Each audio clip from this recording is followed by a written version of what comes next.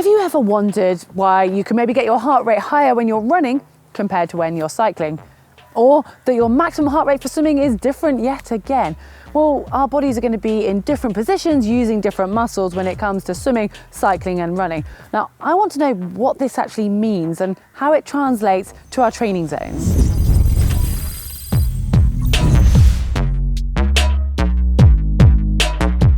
Swimming, your body is solely supported by the water, yet you are using your arms and your legs. Cycling, you're sat down, yet you're using the largest muscles in your body to propel your legs. And then running, obviously it's weight bearing on your legs, but you're using your arms to help with that propulsion.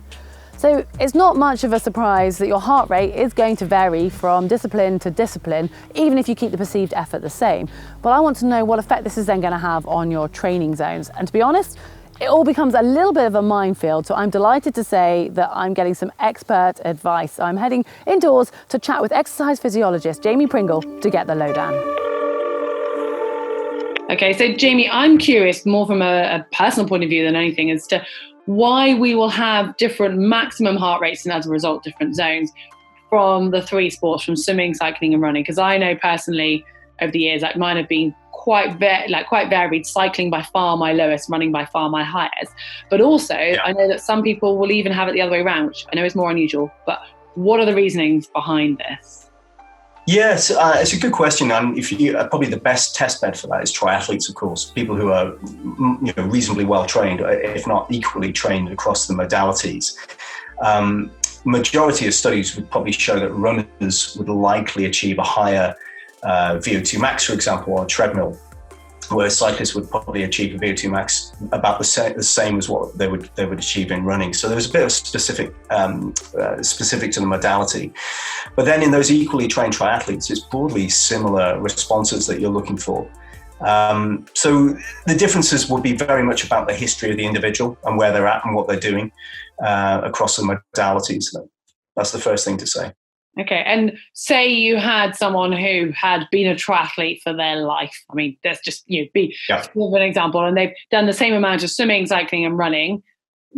How are they likely to compare? Yeah, good question.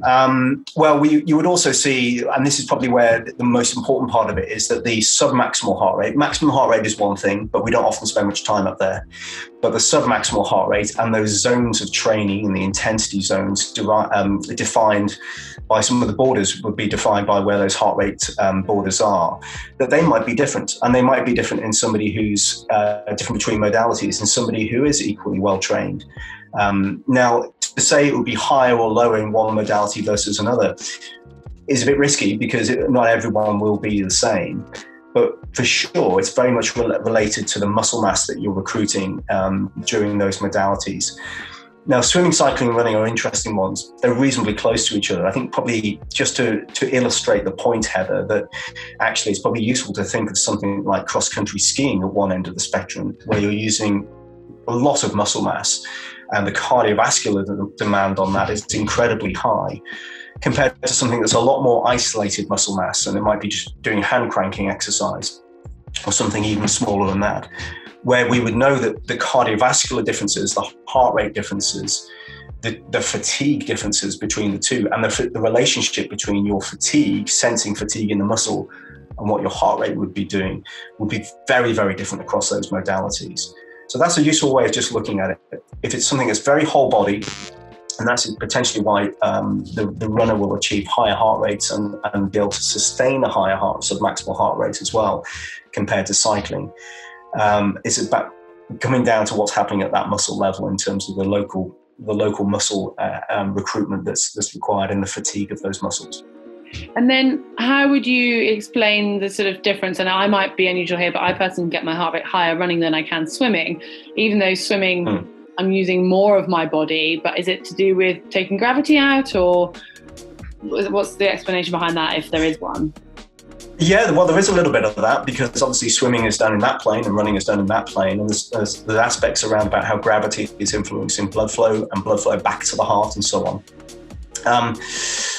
Yeah, that's probably the slightly harder one to explain, actually, in that sense. So what I'm interested in, Heather, is that sustained submaximal response and how you would use heart rate between the different modalities, if, for example, I said go out and ride for an hour, and you know where your heart rate should be for a full hour hard effort there on the limit, compared to doing that in swimming, compared to doing that in running, what differences you would see with the sustainable heart rate there? Yeah, no, I'm with you on that one. Yeah, so for running, for example, I could run a marathon, probably keeping my heart rate around 170, but cycling, I couldn't do that for an hour, I don't think. So yeah. I find it, but I wonder if that's because I'm much less trained in cycling than I am in running.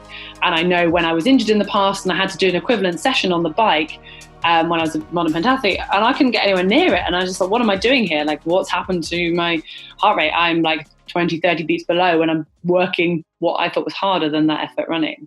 Yes. So what you're describing there really is, again, it's the influence of muscle mass and the training status of that muscle mass. That the greater the muscle mass, and obviously the higher trained that is, you're going to get a higher heart rate for that sustained similar level of effort and that sustained sort of intensity. So I say it's a reasonably simple, it's not particularly well understood why, for that matter, but it's a reasonably simple observation in that sense. So it's that relative kind of load of the cardiac aspect compared to the muscle aspect, and the muscle mass recruitment and how much you're recruiting. And of course, in cycling, it's more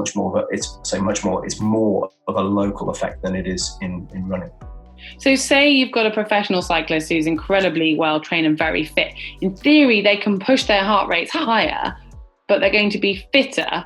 So what does that mean for their heart rate compared to a triathlete, for example? A couple of factors there. So can they push higher? Not necessarily, but they should be able to sustain a higher percentage. One of the goals of good quality training is to push those threshold points up as high as possible. And you would see in the world-class cyclist who's trained in that way, that lactate turn point or functional threshold power, however you want to call it, might be above 90% of their VO2 max in that type of individual who's particularly well trained. And in another person, it might be less than 70% of their VO2 max. It may be even less than that if they're not well trained at all. And so the differences between those would be very stark in terms of the sustained heart rate that they can hold. Now, that said, you, me, other people who are reasonably moderately well trained, not professional athletes, might be able to sustain 90+% of their VO2 max for an hour or so, maybe more, and should be able to sustain a high heart rate. So that in itself isn't the thing that we can really make the differentiation between the individuals. Probably the most important differentiation is the power number that comes out, or the running speed or the swimming speed that comes out for that sustained intensity. But the key difference being that if you're well trained, sustaining a higher percentage of your maximum is obviously one of the outcomes there. And that will be seen in sustaining that higher heart rate through for any given time. Okay, I think I'm with you there. So my kind of, I guess, final but separate question is looking at the zones. Now, it depends whose kind of model you go with, and but more often you'll see more zones within cycling than you will, like quite often you'll see 7 zones in cycling, 5 say in running. And even if you had the same or very similar heart rate kind of ability, say you were a triathlete, you would still see different zones for your running and cycling. I think this one's quite relevant to our viewers. You think, oh, well, I've got my zones for my run test. I did my 30-minute run test. I just put them over to the bike. That doesn't work. Why is that, and why are there different zones? Yeah, well, it comes back to what we've talked about there of the differences between the modalities, and I think it is important that as you're specific to the modality that you're going out in, that your heart rate zones are specific to that. Now, that said, what you just described probably is a good starting place for sure. If you know, broadly speaking, if I said go out and ride for 3 hours, you know what that should feel like, you know what your breathing should feel like, how your muscles should feel, and you'll see what the heart rate area looks like. Maybe not a specific number, but an area.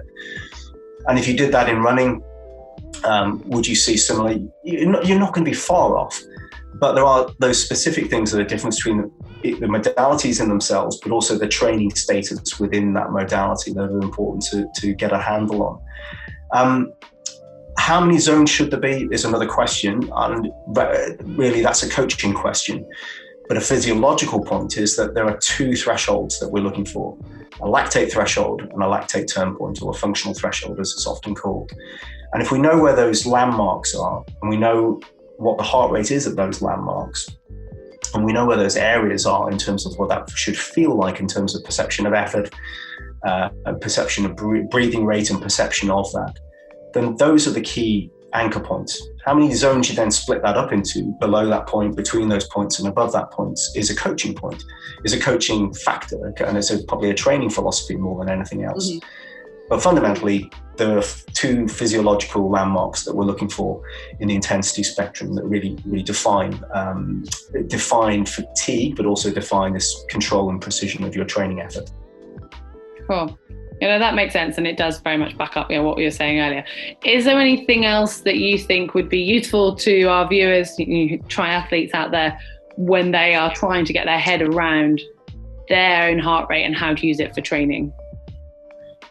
Yes, well, I think there's a good question, Heather, and as a physiologist, I would say, well, you can probably, your best lab is your own experience, okay? You don't need to come into a lab to do a test, to do a ramp test, to establish these things.